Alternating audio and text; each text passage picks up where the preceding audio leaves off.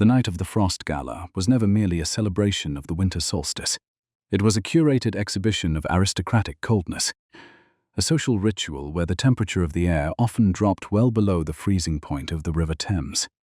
Arthur Penhaligon, the Duke of Ravenstock, stood near the perimeter of the ballroom, his fingers tracing the condensation on a silver-rimmed champagne flute. The glass was chilled to the point of discomfort, yet Arthur held it with a practiced, motionless grip that mirrored the rigidity of his own posture. Around him, the scent of expensive beeswax candles mingled with the sharp, resinous aroma of pine boughs and the heavy perfumes of 300 guests. It was a suffocating luxury. Arthur Penhaligon had spent his entire life navigating such rooms with a silent, clinical precision. From his vantage point beneath a towering chandelier of bohemian crystal, Arthur watched the ebb and flow of the crowd, his gaze inevitably settling on the center of the floor. There stood Diana Vance. She was not dancing. She rarely did. Instead, she was dressed in a gown of midnight blue sarcenet that seemed to absorb the light rather than reflect it, her silhouette as sharp and uncompromising as a shard of flint. Diana Vance was currently being addressed by a high-ranking Earl, a man whose reputation for lechery was only exceeded by the vastness of his self-importance. Arthur watched with a detached curiosity as the Earl leaned in too close, his words undoubtedly slick with the practiced flattery that usually secured a debutante's giggle. Diana Vance did not giggle. She did not perform the standard social retreat of a modest downward glance. Instead, she stood her ground, her spine a straight line of obsidian against the backdrop of swirling silks.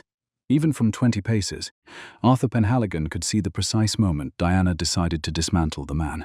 Her lips moved brief, clipped sentences that did not carry the lilt of conversation but the weight of a ledger being slammed shut. Whatever she said, it caused the Earl to recoil as if he had been struck with a riding crop. His face flushed a deep mottled purple, his mouth working silently before he turned on his heel and fled toward the cardroom. The social order shifted. A small, frozen vacuum of silence remained in his wake. Arthur let out a soft, dry exhale that was not quite a laugh.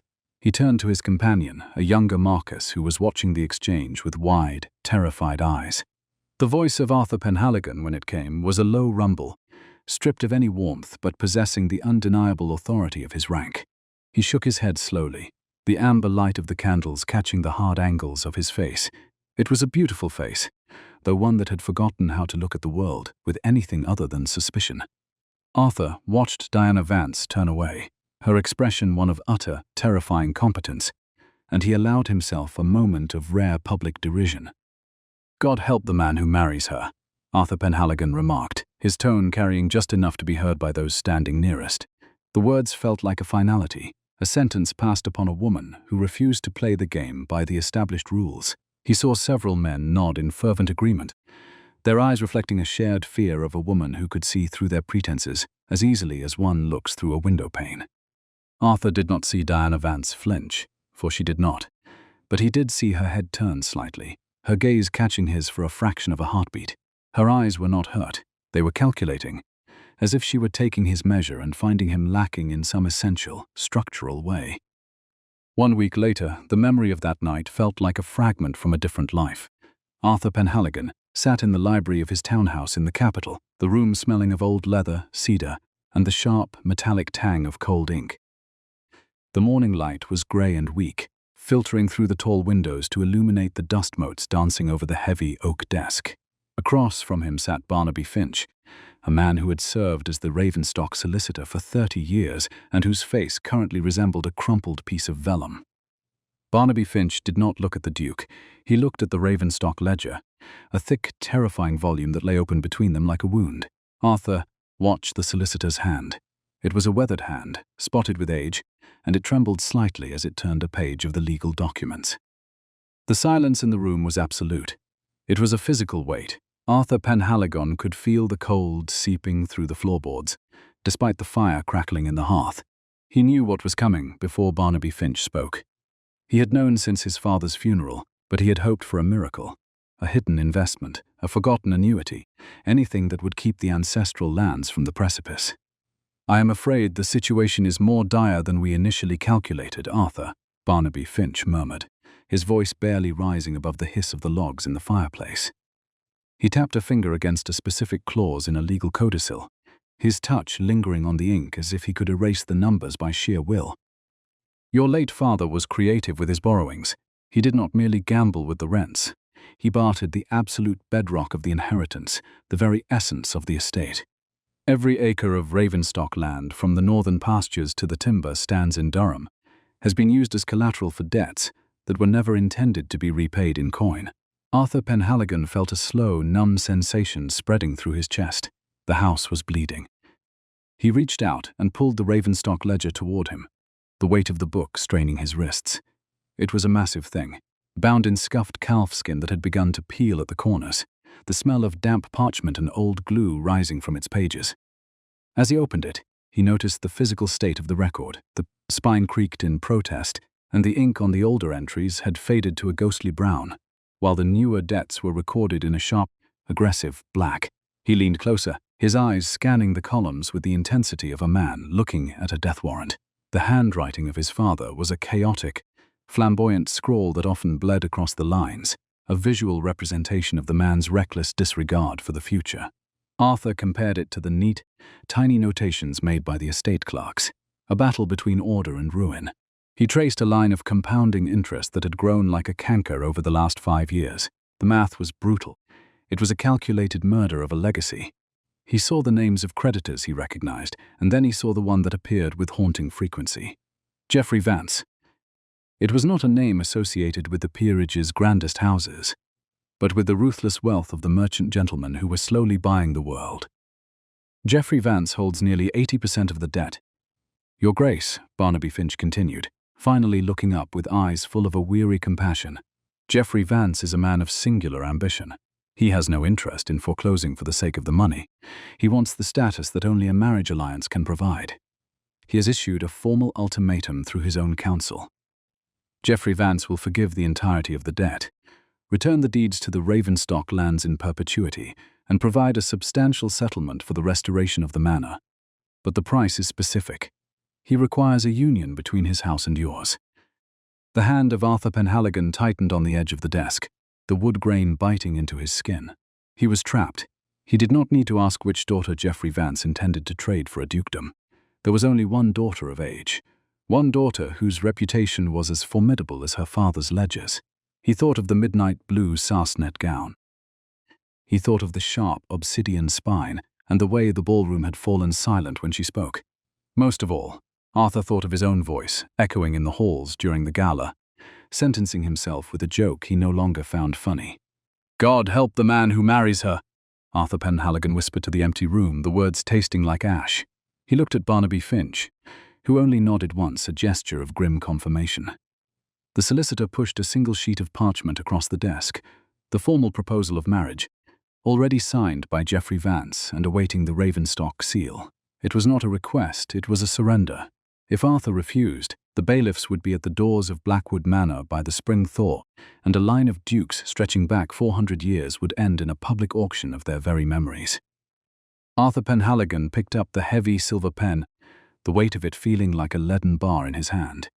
He dipped the nib into the inkwell, watching as the black liquid clung to the metal.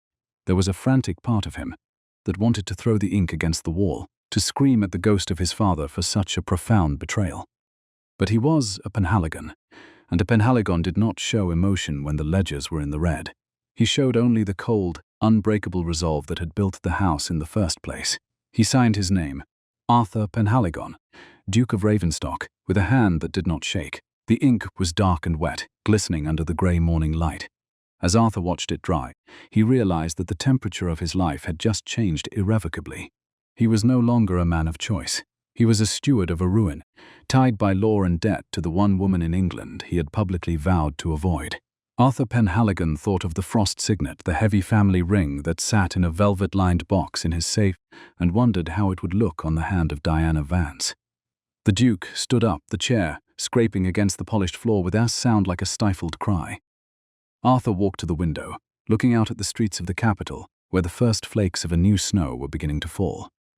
The world was turning white, erasing the boundaries between the houses and the roads, a silent, encroaching cold that mirrored the state of his own heart. Arthur Penhaligon would have to meet her. He would have to stand in a room with Diana Vance, and offer her a title in exchange for his own survival, knowing that she had heard every word he had said at the gala. By spring, Barnaby Finch had said, the lands would be lost or saved.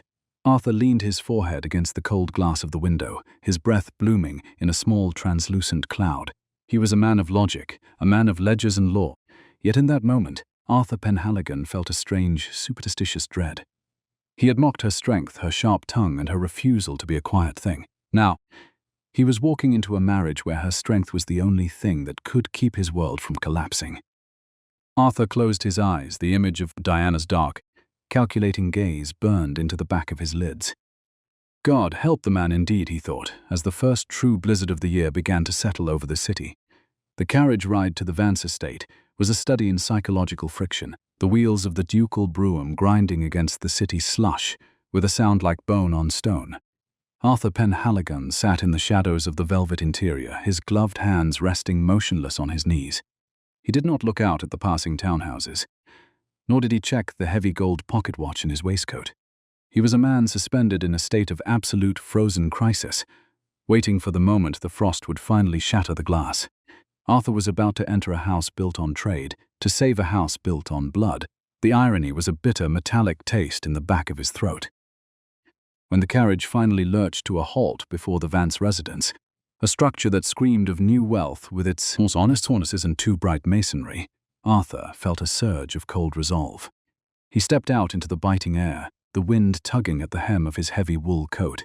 The door was opened by a footman whose livery was a shade too vibrant, a visual stutter in the silent language of old money.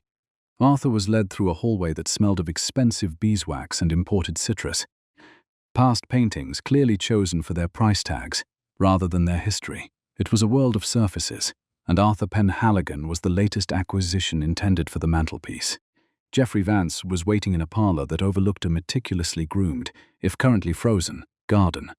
The man was a study in calculated affluence, his waistcoat a rich brocade, and his fingers adorned with rings that caught the weak winter light. He stood as Arthur entered, a smile spreading across his face that did not reach his eyes. Beside him, standing near a mahogany secretaire, was Diana Vance. She was dressed in a morning gown of charcoal grey silk, her hair pulled back with such severity that it seemed to pull the skin of her face tight over her high, sharp cheekbones. Arthur did not offer his hand to Geoffrey Vance. He merely nodded, his gaze shifting immediately to Diana. She did not look like a woman who had just won a title. She looked like a general surveying a battlefield after the slaughter was over. There was no triumph in her expression, only a devastating clinical stillness. Arthur realized then that if he had expected a fluttering debutante, he had been profoundly mistaken. This was a woman who understood the stark structural truth as clearly as he did. Geoffrey was the first to speak, his voice booming with a false heartiness. I believe the solicitors have been thorough. Arthur, the ledgers are reconciled, the debts are cleared, and the contract is ready for the final signatures. It is a momentous day for both our houses. He gestured toward the secretaire where a silver-mounted quill lay beside a stack of parchment. It was the marriage contract, the document that would legally bind the Ravenstock name to the Vance fortune, effectively trading a dukedom for the survival of 10,000 acres of northern soil. Arthur walked toward the desk, his movements slow. He could feel Diana's gaze on him, a weight that felt like physical pressure against his ribs. He picked up the quill, the silver cool against his skin. Before he could dip the nib into the crystal inkwell, Diana Vance spoke. Her voice was low, possessed of a resonant clarity that cut through the heavy atmosphere. My father has managed the financial aspects of this arrangement, Arthur, but the personal terms are mine to dictate. I believe you will find the codicil I have added to be necessary for our mutual survival.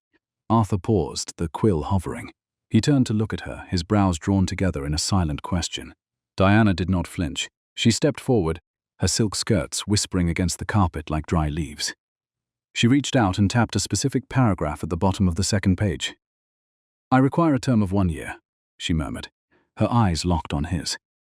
1 year of residence at Blackwood Manor. We will live as a married couple in name, but our lives within those walls will be entirely separate. At the end of that year, if we find the arrangement untenable, we will discuss a formal separation. Until then, you will grant me full authority over the estate's domestic accounts. Arthur felt a flicker of surprise, a spark of heat in his frozen chest. He had expected her to demand seasons in the metropolis, jewelry, and the frantic social climb of the nouveau riche. Instead, she was asking for exile and ledgers.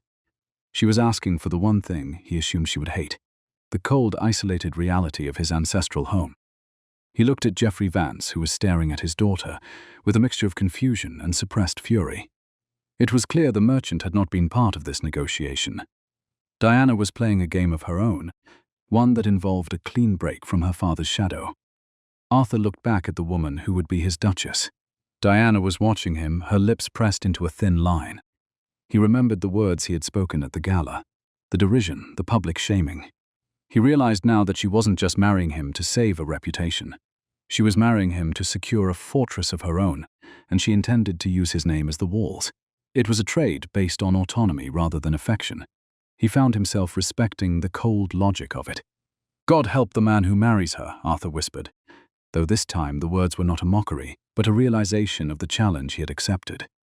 He dipped the quill and signed the codicil, his signature a sharp, jagged line. He then signed the main contract, the black ink soaking into the parchment, as if it were drinking the blood of his legacy. It was done. The Ravenstock debt was gone, replaced by a marriage that promised a heavy, unwavering silence. The wedding ceremony, held 3 days later in a private chapel, was a clinical affair. There were no flowers, no music, and no celebration. The air was damp and smelled of ancient stone. Arthur Penhaligon placed the Frost signet, a heavy silver band set with a single, unyielding diamond, on Diana's finger. Her hand was cold, her skin as pale as the silk of her dress. When the vicar pronounced them husband and wife, Arthur did not kiss his bride. They merely turned and walked out of the church, two strangers bound by ink and iron. The journey to Blackwood Manor took the better part of a week, as the weather turned to a punishing, horizontal sleet that battered the carriage doors. As they crossed the border into Northumbria, the landscape transformed into an undulating sea of white. Inside the carriage, the silence between them was absolute. Arthur watched Diana out of the corner of his eye. She spent most of the journey reading through a stack of leather-bound ledgers she had brought from her father's house. She worked with a silent intensity, her fingers moving over the pages, as if searching for a code hidden within the numbers. Occasionally, she would make a small notation in the margins, her hand steady despite the violent jolting. She did not complain about the cold. She was a woman built for the long winter, a realization that unsettled Arthur more than he cared to admit. By the time they reached the gates of Blackwood, the sun had slipped behind the jagged hills. The house loomed out of the darkness like a mountain of grey stone, its towers silhouetted against a bruised purple sky. The windows were dark, save for a few flickering candles in the servants' wing, and the massive oak doors looked as if they had not been opened for an eternity. The carriage groaned to a halt, the horse's breath blooming like steam. Arthur stepped out first, the wind catching his breath. He reached in and offered his hand to Diana. Instead of hesitating, she stepped out into the knee-deep snow with a rhythmic grace. She looked up at the manor, her eyes reflecting the cold light. She did not look intimidated. She looked like a woman who had finally come home to a ruin she intended to own. The interior was a cavern of shadows. The air smelled of wood smoke, damp wool, and the metallic scent of cold stone. They were met in the great hall by Mrs. Halloway, the housekeeper. She was a woman of iron and starch, her keys rattling at her waist. Mrs. Halloway curtsied, her eyes darting to Diana with deep-seated suspicion. "Welcome to Blackwood, Your Grace," the housekeeper murmured, her voice thin in the vastness of the hall. "The fires are lit in the library, but I am afraid the staff is at a minimum. The wind is picking up, sir. I've never seen the sky look quite like that, Mrs."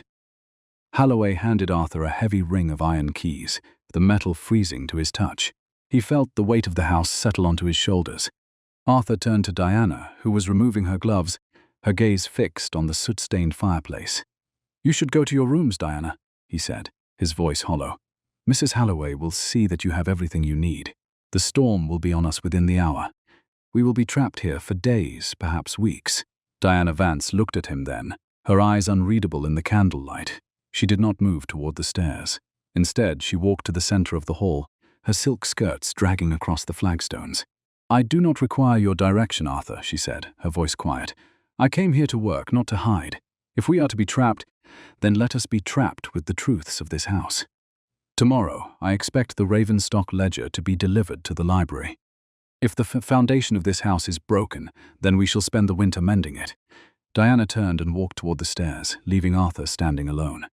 Outside, the first true scream of the blizzard hit the stone walls.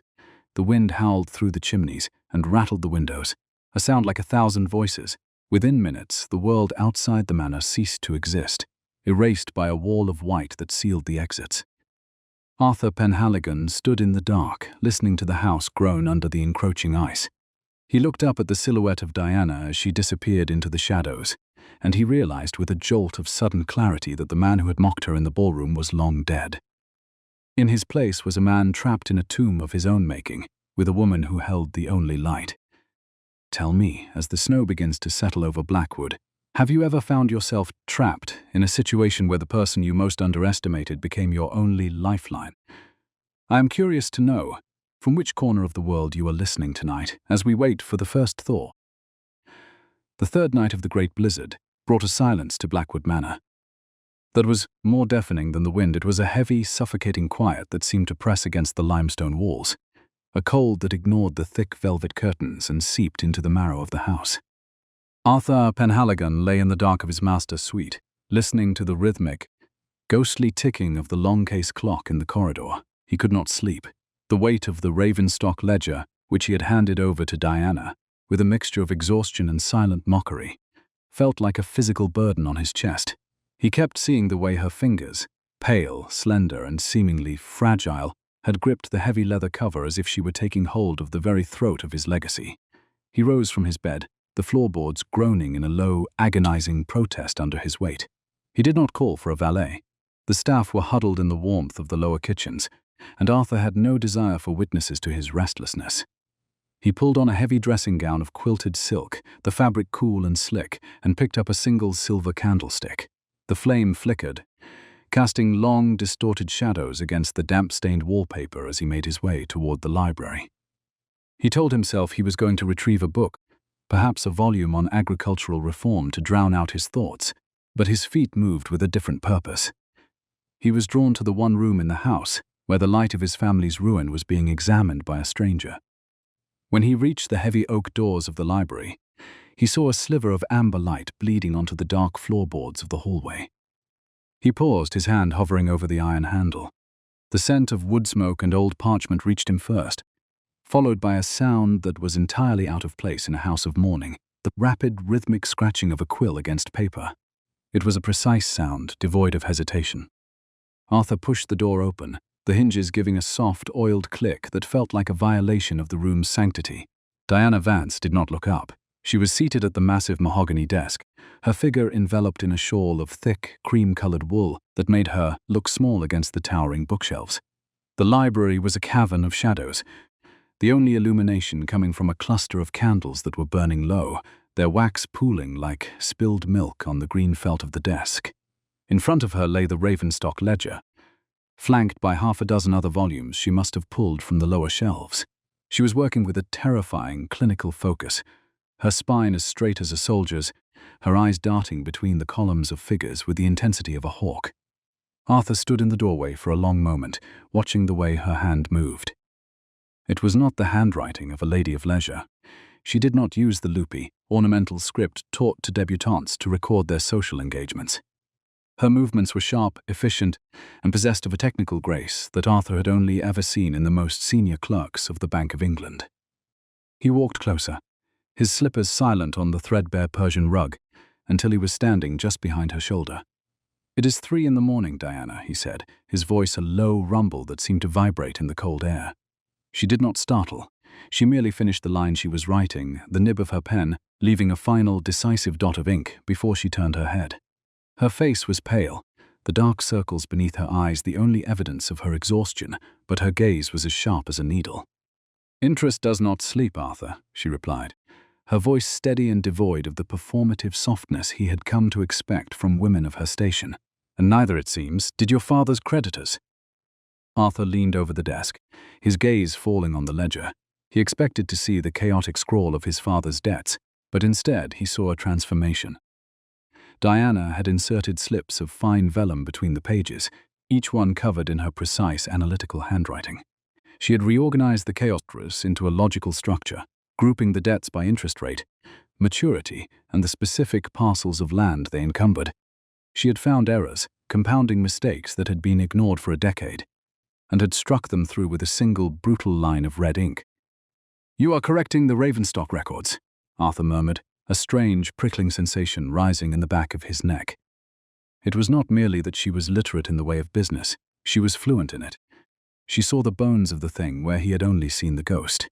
"I am identifying the leaks," Diana corrected him, her finger tracing a column of figures. "Your late father was paying a 4% annuity on a timber stand in Durham that hasn't existed since the winter of 1812. The solicitor, Mr. Finch, is a loyal man, but he is sentimental. Sentiment is a luxury this house can no longer afford. If you allow me to finish this audit, I can show you how to save the northern pastures without selling a single brick of this manor." Arthur looked at her, really looked at her, perhaps for the first time since the Frost Gala. He had called her an ice queen, a sharp-tongued shrew, a woman God should help any man for marrying. He had seen her intellect as a weapon of social cruelty. Now, watching her ink-stained fingers resting on the ledger that held his survival, he realized that her sharpness was actually a brilliant, unyielding competence. She was not a burden he had to carry. She was the only person in the world who understood the exact weight of the load. The disdain that had defined his regard for her began to crack, replaced by a cold, sudden draft of intellectual respect. "How did you learn this?" he asked, his voice losing its edge of suspicion. "My father is a man of trade, Arthur," she said, finally leaning back in the chair, the wool of her shawl rustling. "He treated my education as an investment.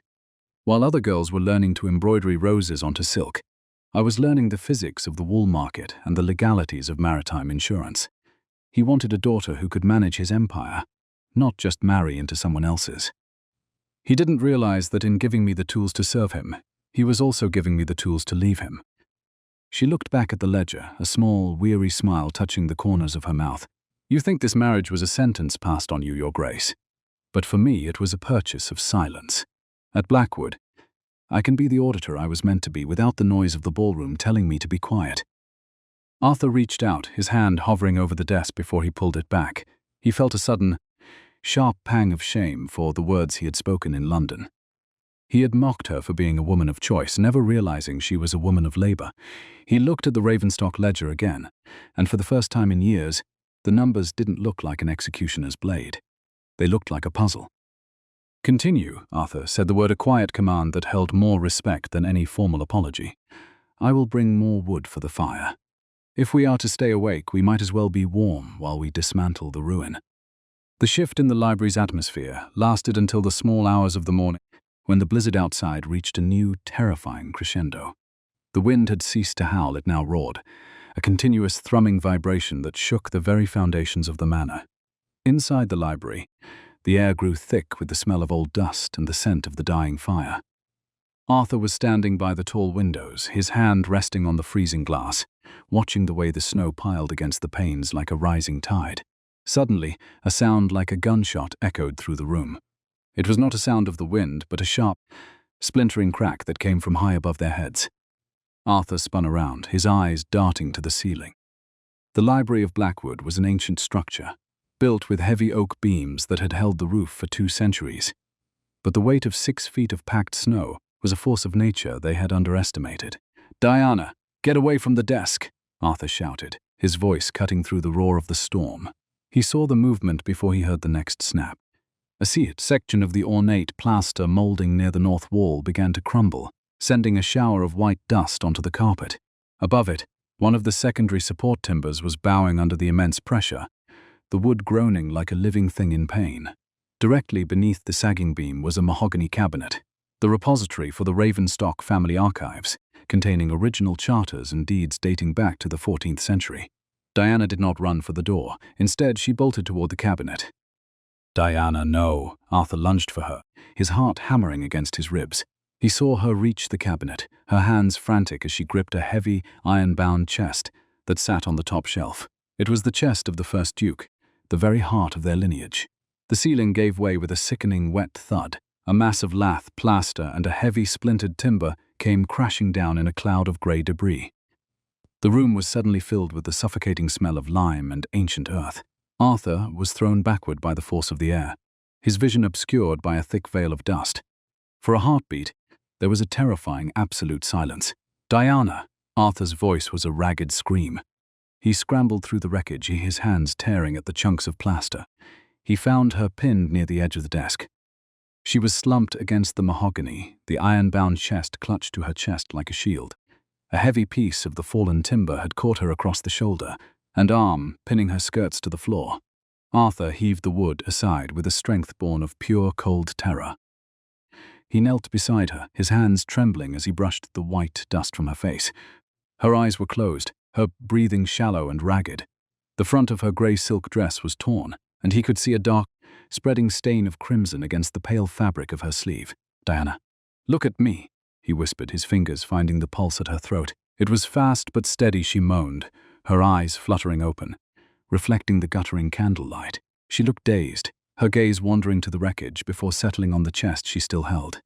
"Is it safe?" she murmured, her voice barely a breath. Arthur looked at the ancient box, then back at the woman who had risked her life for a history that wasn't even hers. A profound, aching warmth flooded his chest, a feeling so foreign it felt like a wound. He realized then that she hadn't just saved the archives, she had saved the bones of the house he had been ready to abandon. "It is safe, Diana," he said, his voice thick with an emotion he couldn't name. "You saved it, but you are hurt." He looked down at her hand, which was still gripping the handle of the chest. The frost signet, the heavy cold ring he had used to bind her, was caked in plaster dust. The diamond catching a stray spark of light from the hearth. Her fingers were bruised and bleeding, the delicate skin torn by the rough iron of the chest. Arthur felt a surge of protectiveness so fierce it eclipsed his reason. He reached down and gently disengaged her fingers from the box, his touch as light as he could make it. "I can walk," she protested, though her attempt to sit up ended in a sharp gasp of pain as her injured shoulder protested. "You will do no such thing," Arthur replied, his voice firming with the authority of a man who had finally seen what was standing in front of him. He slid one arm beneath her knees and the other behind her back, lifting her with a careful, steady grace. She felt weightless, a fragile bird in a storm of stone. As he carried her toward the door, away from the ruin of the library, and toward the warmth of the fire in the small drawing room, Diana's head slumped against his shoulder. The smell of her hair, lavender and old ink, mingled with the scent of the dust. Arthur looked down at her pale, determined face, and he knew that the year of separation they had agreed upon was already a lie. He had been looking for a way to endure her, now.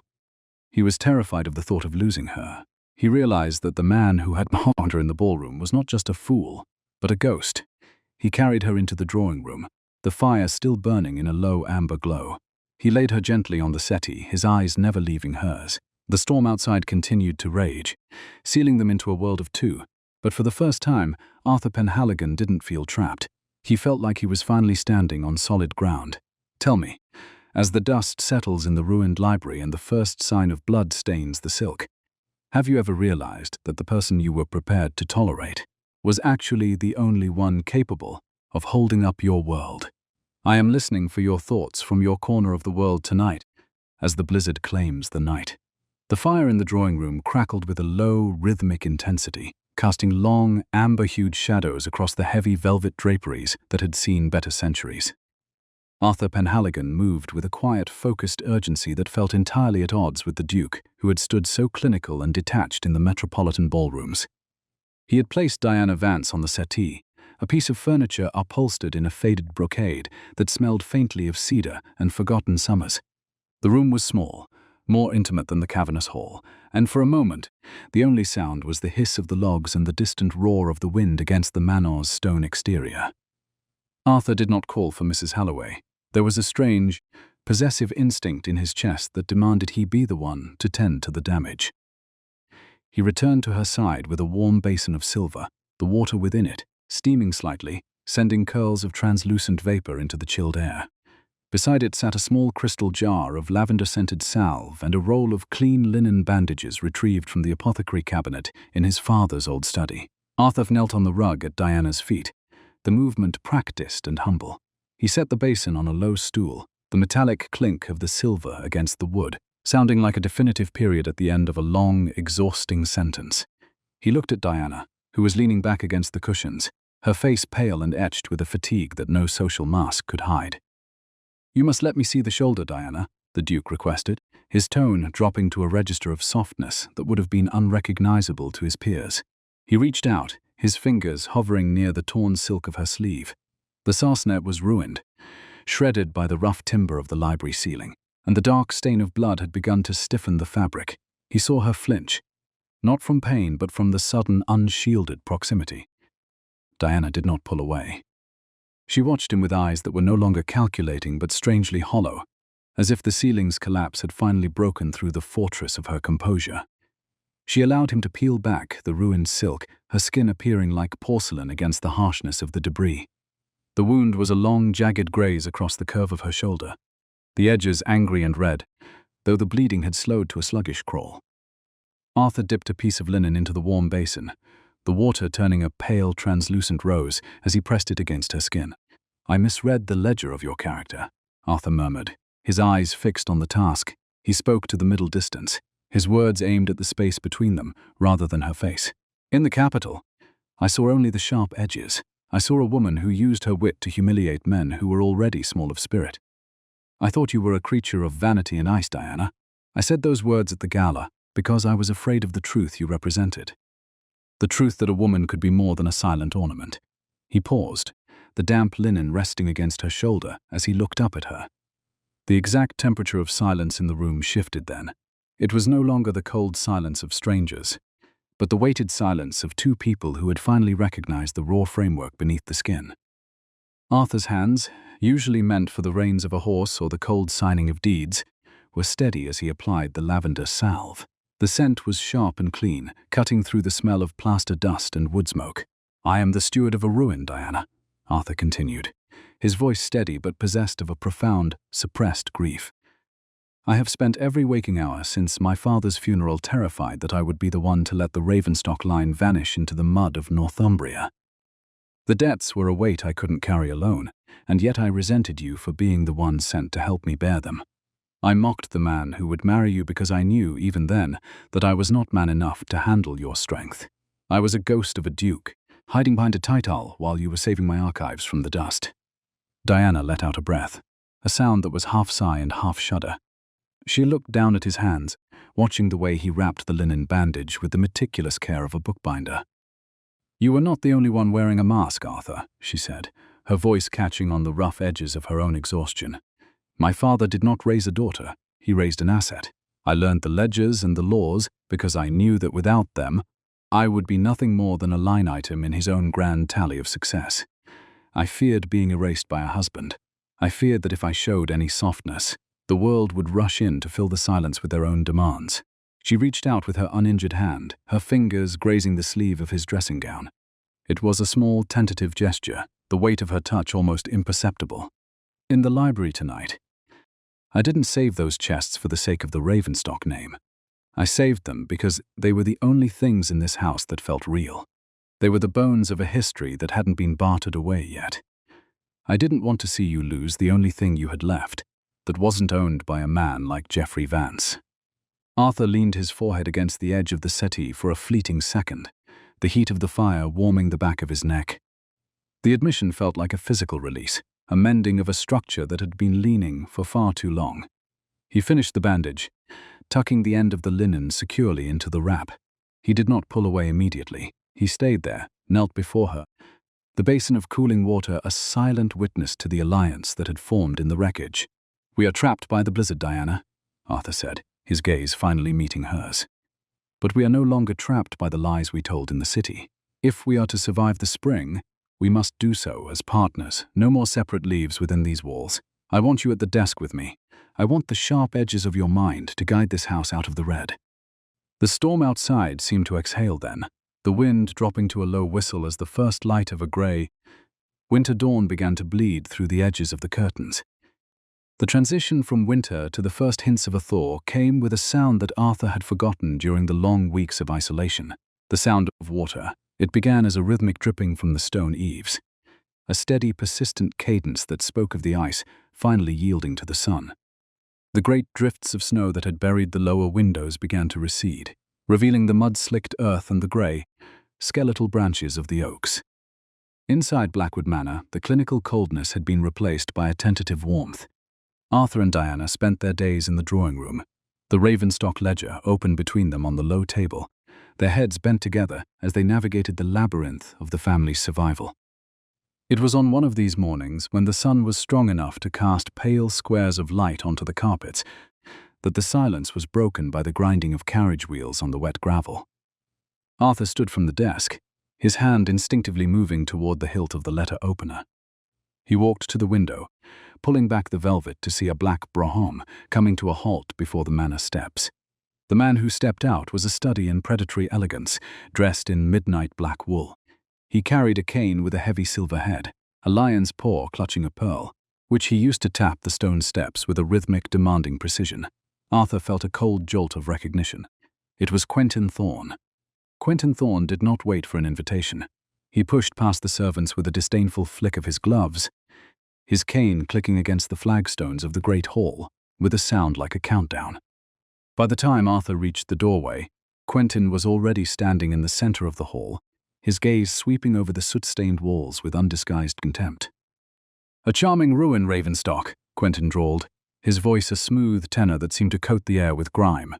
He merely inclined his head, his eyes settling on Diana as she emerged. She was still wearing the sling Arthur had fashioned, her eyes narrowing into shards of obsidian. "Quentin," Diana said, her voice dropping to that dangerous register, "I believe you are several miles beyond your usual territory. Blackwood is not a house that welcomes unannounced callers." Quentin Thorne chuckled, a dry, grating sound. He stepped forward, the silver lion's paw of his cane hovering inches from the floor. "I come not as a guest, Diana, but as a concerned party.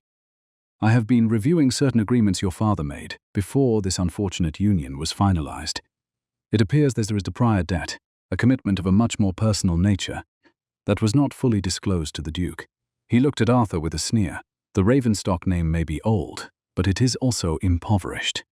I find it difficult to believe that a woman of your brilliance, Diana, would choose to rot in a northern tomb when there were other options that did not require you to act as a nursemaid to a dying legacy." Arthur felt the heat rising in his chest, a low, thrumming anger that was no longer about his own pride, but about the woman standing beside him. He saw the way Quentin looked at Diana as if she were a piece of property that had been mismanaged. The Duke stepped forward, his posture radiating a cold, lethal authority. "You speak of debts in a house you do not own, Mr. Thorne," Arthur stated, his timbre a low rumble. "And you speak to my wife as if you have a right to her attention. You will find that the Ravenstock legacy is far from dying. In fact, it has never been more alive." Quentin Thorne didn't flinch. He leaned on his cane, the silver head catching the light. "We shall see about that, Your Grace. The law is a meticulous thing. It has a way of revealing the bones of a lie when the thaw finally comes." He turned his gaze back to Diana, his eyes flashing with predatory intent. "I will be at the inn in the village. I suggest you reconsider the validity of your current contract before the solicitors arrive by the morning post. Some debts, Diana, cannot be paid in title alone." As Quentin Thorne turned and walked back out into the damp morning air, the sound of his cane tapping against the stone echoed long after he had gone. The silence that followed was heavy with a new, external threat. Arthur turned to Diana, seeing the way her hand tightened on the ledger. The battle for the manor was no longer just about the numbers. It was about the sovereignty of the lives they had begun to build in the dark. "Tell me," as the mud of the road stains the halls of Blackwood and the sound of a rival's cane still rings in the air, have you ever felt the peace of a hard-won sanctuary suddenly threatened by the ghosts of a transactional past? I am listening for your thoughts from your corner of the world tonight, as the ice continues to melt and the true battle begins. The echo of Quentin Thorne's heavy silver-capped cane against the flagstones did not fade quickly. It seemed to burrow into the damp air of the great hall, a rhythmic reminder of the world that still viewed Diana Vance as a commodity to be reclaimed. Arthur Penhaligon stood motionless by the soot-stained hearth, his hands clasped behind his back in a rigid posture. His knuckles were white with a tension that reached into the very marrow of his bones as he watched the heavy oak doors settle into their frame with a dull, final thud. The silence was not the suffocating quiet of the winter blizzard that had trapped them here. It was a thin, vibrating stillness, the exact temperature of a sanctuary that had just been mapped by an enemy. The draught from the corridor swept through the space, rustling the frayed edges of the old tapestries. but Arthur could only focus on the lingering scent of damp wool and cigar smoke that Quentin had left behind. Arthur turned his gaze toward Diana. She remained standing in the center of the hall, her silhouette sharp and uncompromising against the grey light filtering through the high, arched windows. She was still wearing the sling he had fashioned from linen, her arm held close to her body in a defensive curve. Her hand was clenched so tightly around the edge of her woven shawl that the heavy fabric looked as if it might tear. She did not look at him. She was staring at the space where Quentin had stood, her jaw set with a ferocity that made her look older, harder, and profoundly alone. It was the precise shape of being unseen, to stand in a grand hall surrounded by history, and yet be treated by the world as nothing more than a line of debt. Arthur walked toward her, his footsteps echoing softly on the uneven stone. He did not reach for her. He knew the language of her pride too well to offer a comfort she might perceive as pity. Instead, he stopped 3 paces away, allowing his presence to anchor the room. "The man is a scavenger, Diana," Arthur noted, his pitch a low, steady rumble that pushed back against the lingering chill of Quentin's visit. "He smells the scent of a falling house and hopes to pick the gold from the ruins. He does not realize that the house is no longer falling. He does not understand the masonry of what we have begun to build." Diana turned her head then, her eyes like polished obsidian reflecting the dim light of the hall. "He spoke of a prior debt, Arthur. He spoke of agreements my father made in the dark of private clubs in London, things that were never written into the ledger we have mended." She let out a short, jagged breath. "Geoffrey Vance is a man who bets on every horse in the race to ensure he never truly loses. Quentin Thorne believes he has a claim on my future that supersedes this ring on my finger. He thinks the Frost signet is a lease, not a covenant. He views this marriage as a maneuver easily unraveled." Arthur felt a surge of cold, protective heat. He looked down at her hand, where the heavy silver ring sat, a symbol of the desperate debt that had brought them together, a weight of history that had almost crushed them both before they learned to share it. "Let him come with his solicitors," the Duke replied, his resolve hardening with the authority of a man who had finally unearthed the true core of what he was meant to defend. "Let him bring every scrap of parchment Geoffrey Vance ever signed in a fit of greed. They will find that Blackwood Manor is no longer a tomb of debts. We have audited the soul of this estate, Diana. He cannot take what is already held by a higher law, nor what has been secured by your own brilliance." The following week was a study in strategic labor. The blizzard had fully surrendered to a persistent, grey thaw that turned the Northumbrian hills into a landscape of weeping stone, dark mud, and rushing water. Arthur and Diana did not retreat into silence. They retreated into the ledger. They moved their workspace from the drawing room back to a corner of the library that was still structurally sound, away from the wreckage of the fallen plaster. They worked by the light of a dozen beeswax candles, the scent of melting honey mingling with the sharp, metallic tang of the fresh ink Arthur used to record their final reconciliations. Arthur watched her as she worked. He watched the way her eyes scanned the lines of the Ravenstock ledger with a clinical precision he had come to rely on more than his own judgment. Despite her healing arm, she manipulated the pages with singular focus. She found a hidden annuity, a forgotten strand of income from a mill in the south that had been mismanaged for 20 years. She calculated interest and drafted letters of reclamation, with a quiet, fierce competence that made the social performances of the capital feel like a grotesque pantomime. Arthur realized then that he had not merely married a woman to save his land, he had married the only person who saw his life as it truly was and chose to mend it anyway. The confrontation came on a Tuesday afternoon, when the sun managed to break through the heavy clouds, casting a harsh light onto the mud-slicked drive of Blackwood. Quentin Thorne arrived not with flowers, but with a black brougham carrying 2 severe-looking men of law. They were met in the library. Arthur stood before the mahogany desk, his hand resting on the iron-bound chest Diana had saved from the collapse. Diana sat beside him in a leather chair, her spine a straight line, her gaze fixed on the middle distance with an unnerving calm. Quentin Thorne stepped into the room, his dark ebony cane clicking against the bare floorboards with a predatory cadence. "I believe the time for sentiment has passed, Arthur." Quentin drawled, gesturing lazily to the solicitors. "We have the documents. A commitment signed by Geoffrey Vance 3 years ago, pledging Diana's hand to my house in exchange for a partnership in the shipping lanes. Your sudden marriage was a desperate maneuver to avoid foreclosure, but it cannot stand against a prior, legally binding obligation. The debt to the Thorne family remains unpaid, and the collateral is sitting right there. Arthur did not flinch. He did not look at the papers Quentin's solicitors held out like a sentence. Instead, he reached for the massive Ravenstock ledger, which lay open on the desk. He turned it toward Quentin, his index finger tracing a thick line of red ink that Diana had decisively struck through the previous night.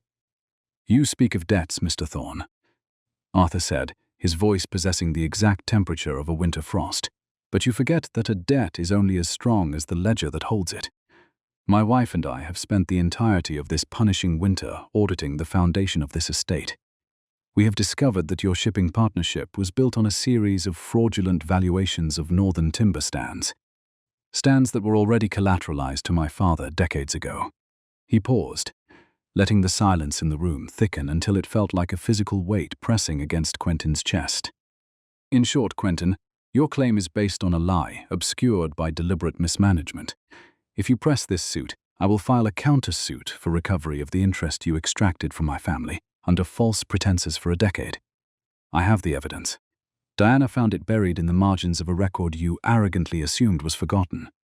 Quentin Thorne's face shifted, the predatory elegance replaced by a mottled, furious flush. He looked at Diana, his eyes flashing with desperate, cornered malice. "You did this," he hissed, stripping away the polished veneer of a gentleman. "You chose this crumbling ruin over a house of limitless gold. You chose a man who mocked you in every ballroom in the capital." Diana stood up then. She did not shout or weep. She simply looked at Quentin with a gaze so clear and untroubled it seemed to strip the skin from his bones. "I did not choose a ruin, Quentin," she said, her voice resonant, level, and entirely unafraid. "I chose the labor of restoration.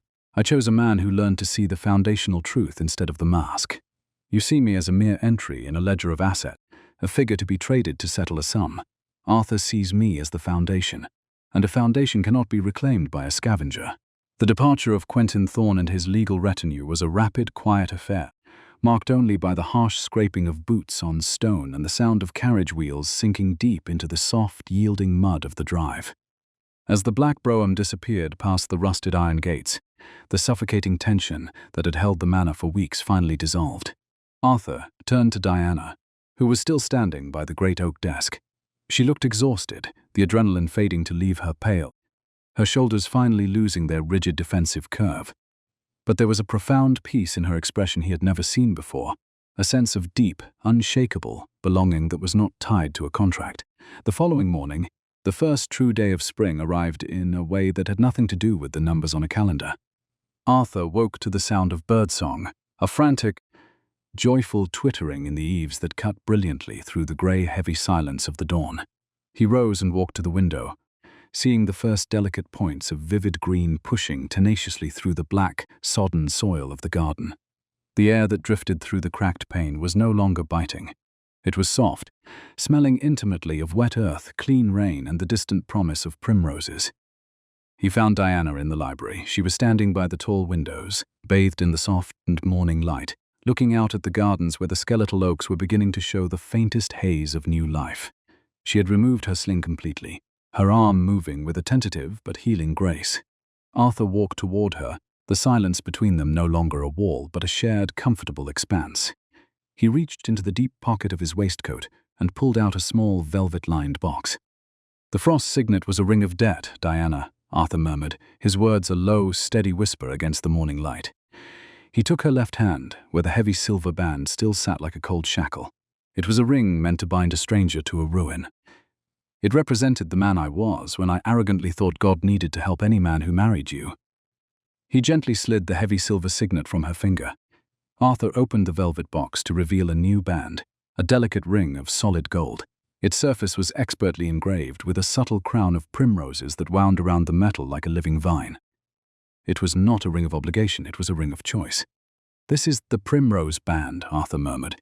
"It represents the freedom I want you to have within these walls, and the life we have built from the stones up. You are no longer an asset in a ledger, and you are no longer a shield against my ruin. You are my wife. You are the woman who mended the house I was fully prepared to let fall."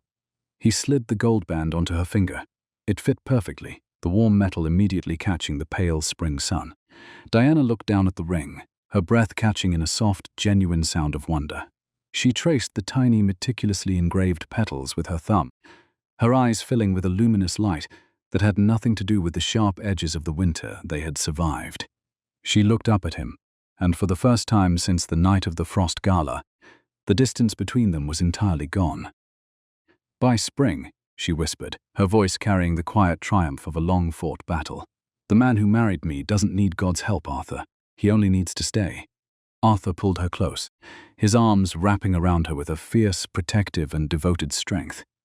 He looked out at the rolling hills of Northumbria, seeing the morning light transforming the landscape from a tomb of ice into a vibrant world of growth and possibility. He thought of that crowded ballroom in town, the harsh music, and the cruel joke he had told to hide his own profound fear of failure. He realized now, with an absolute and unwavering clarity, that he had been right all along. God had helped him, not by sparing him from her sharp edges, but by giving him the only woman in the world who could see the hidden masonry of his spirit and love him enough to mend it. "Tell me," as the primroses begin to gently bloom in the deep shadows of the stone walls and the suffocating weight of old debts finally washes away with the seasonal melt, "have you ever found that the greatest freedom comes from the exact person who truly sees your ruins and chooses to stay?" I am listening for your thoughts from your corner of the world tonight, as the long winter fades and the first true day of spring finally begins. The tenor arrived, with a sudden, weeping thaw that turned the frozen ramparts of Northumbria into a landscape of mist and rushing water. At Blackwood Manor, the silence that had once felt like a tomb was now the industrious quiet of a house under repair. Arthur Penhaligon stood in the draughty hall, listening for the rhythm of the work, the scrape of masons in the library and the steady, certain scratch of a quill from the small morning room where Diana Vance had established her command. He no longer saw her as a cold necessity of his debt. He saw her as the architect of his survival. She had spent weeks submerged in the Ravenstock ledger, her mind untangling a generation of financial decay, with the same clinical precision a surgeon might use to set a shattered bone. It was not merely her competence that haunted him, but the way she inhabited the ruin without complaint, her calloused fingers moving over the ink-stained parchment, as if she were reading the very soul of the estate. The peace of the morning was shattered by the sharp, rhythmic strike of a silver lion's paw cane against the oak of the front door. Arthur felt a cold premonition settle in his chest as Mrs. Halloway opened the door to reveal Quentin Thorne. The man looked entirely out of place against the raw, honest decay of the manor, his tailored coat and polished boots a calculated insult to the labor currently underway. Behind him stood two men in somber black, solicitors from the capital, their portfolios bulging with the legal weight of a predator's claim. Arthur Penhaligon felt the familiar weight of his family's failure press against his ribs, but this time he did not stand alone. "Your Grace," Quentin Thorne said, his voice carrying a silken arrogance that echoed in the stone hall. He did not wait for an invitation, stepping inside and tapping his cane against the floorboards. "I find the air in the north quite damp. I trust you have the settlement ready, or perhaps the deed to the southern acreage. My clients are growing weary of the Vance family's delays." "The Duke is occupied, Mr. Thorne." Diana Vance, appearing at the top of the stairs. She was dressed in a simple gown of grey wool, her hair pulled back with a severity that emphasized the sharp, brilliant lines of her face. She held the Ravenstock ledger against her chest like a shield. "And as for the delays, they are no longer the concern of the Vance family. They are a matter of law." The confrontation moved to the library, a room still smelling of fresh timber and old dust. Quentin Thorne took a seat by the fire, his lion's paw cane resting across his knees. He watched with a smirk as Arthur Penhaligon stood by the window, his silhouette dark against the grey spring sky. Thorne's solicitors began to spread their documents across the mahogany desk, their voices a dry drone of interest rates and foreclosure clauses. They spoke of annuities and perpetuity as if they were measuring the lifeblood of a dying animal. The marriage contract was clear. Thorne's lead solicitor stated, tapping a yellowed parchment, "The debts were to be settled upon the union. We have seen no transfer of funds, and therefore, we are here to initiate the seizure of the Ravenstock ancestral holdings as per the default clause signed by Geoffrey Vance." Diana stepped forward, placing the Ravenstock ledger in the center of the desk with a heavy final sound. "The marriage contract was indeed clear," she murmured, her voice possessed of a resonant clarity that seemed to drop the temperature of the room. "But the debt itself was not. While you were waiting for the winter to break, I was observing the current, not just the motion. I was looking for the source of the claim. She opened the ledger to a section marked with several small, precisely cut slips of parchment. Mr. Thorne, you assumed that because my father, Geoffrey Vance, is a reckless gambler, he was also a fool. You assumed I would never understand the merchant codes used in your private ledgers, the ones my father foolishly shared with you during your nights at the card tables. She pointed to a series of entries. In 1812, you consolidated the Duke's father's debts using a fraudulent interest multiplier. By the laws of the Chancery, a debt built upon a breach of trust is null and void from its inception. Quentin Thorne's smirk faltered. He leaned forward, his hand tightening on his cane. That is a bold accusation, madam. My solicitors have vetted every line. Then your solicitors were looking for the numbers, not the masonry, Diana Vance replied, her eyes narrowing. I have cross-referenced these codes with the original charters in the first Duke's iron-bound chest. You have been overcharging the Penhaligon estate for 10 years. Not only is the current debt settled by the excess interest already paid, but you owe this estate £4,000 in restitution. She looked at the solicitors, who were now frantically whispering over her calculations. You may take your claim to court, Mr. Thorne, but I suspect the Crown's auditors will be much less forgiving of your accounting errors than I am. The silence that followed was a silence as heavy and unforgiving as a tomb. Quentin Thorne stood, his face a mottled mask of fury and humiliation. He looked at Arthur Penhaligon, then at the woman who had just dismantled his decade-long scheme with a single leather-bound volume. He realized, with a sudden and devastating clarity, that he had lost everything he had spent years trying to steal. Without a word, he signaled to his lawyers and retreated from the library, the sound of his lion's paw cane retreating down the hall like the fading heartbeat of a dying threat. In the wake of Thorne's departure, Arthur Penhaligon looked at Diana Vance. He felt a profound sense of awe that had nothing to do with her beauty and everything to do with her mind. You have mended more than the records, Diana, he whispered. You have restored the structural integrity of my life. I spent my life terrified of the grinding of that wheel. You taught me to listen for the force that actually moves the world. The following fortnight was a period of frantic, hopeful preparation, as the house itself seemed to breathe again. On the 21st day of the month, the first true day of spring, the sun rose over Blackwood Manor with a brilliance that seemed to wash away the last of the grey winter shadows. The air was thick with the scent of damp earth and the first faint promise of primroses. Arthur found Diana in the small garden courtyard, where the stone walls were finally beginning to radiate the warmth of the sun. He did not speak at first. He simply took her hand, his thumb brushing over the cold, heavy weight of the Frost signet, the ring he had used to bind her in a marriage of debt and necessity. With a slow, deliberate movement, he slid the signet from her finger and placed it in his waistcoat pocket. In its place, he produced the primrose band, a delicate circle of gold engraved with the patterns of the first flowers of the season. The Frost signet was a ring of winter and obligation. Arthur Penhaligon declared, his tone thick with an emotion he no longer cared to hide. But today is the equinox. It is the day the world finds its balance. I do not want a wife who is bound to me by a ledger. Diana, I want the woman who chose to stay and mend my ruins. He slid the primrose band onto her finger, the gold warm against her skin. By spring, I promised myself you would wear a ring of choice, not a ring of ice. Diana looked down at the gold, her expression one of deep, contented quiet. I have known the exact contour of invisibility for a very long time, she whispered, but by spring, I find I no longer wish to be anywhere else. I have learned the shape of being truly seen, and it is far more comfortable than being invisible. They traveled to the capital 2 days later, the journey south no longer a study in psychological friction, but a slow, meditative progression through a landscape turning a vivid green.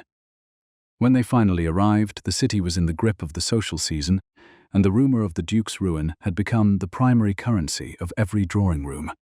The spring equinox gala was the setting for their return, the same house where Arthur had once publicly mocked the woman who was now his heart. As they entered the ballroom, the music seemed to falter, a ripple of hushed whispers following in their wake.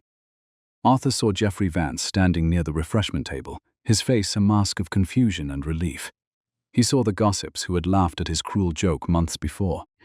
Arthur Penhaligon led Diana Vance to the center of the floor, his posture radiating a lethal authority that silenced the room. He looked only at his wife. the primrose band gleaming on her hand in the light of 1,000 candles. "I have been told," Arthur said, his voice carrying with a resonant clarity to every corner of the ballroom, "that a man's worth is measured by his ledgers. But I have spent the winter learning that true value is found in integrity, labor, and the courage to remain seen even when the world ignores you." He paused, his gaze settling on the younger Marquess who had heard his insult at the Frost Gala. "I once said, 'God help the man who marries her.' I realize now that God did help me. He gave me the only woman in the world who could see the ruin of my spirit and love me enough to mend the foundation." The silence that followed was a total social vindication. Arthur did not wait for a response. He simply led Diana into the first dance of the spring. The long winter had finally faded, and the first true day of their life together had begun.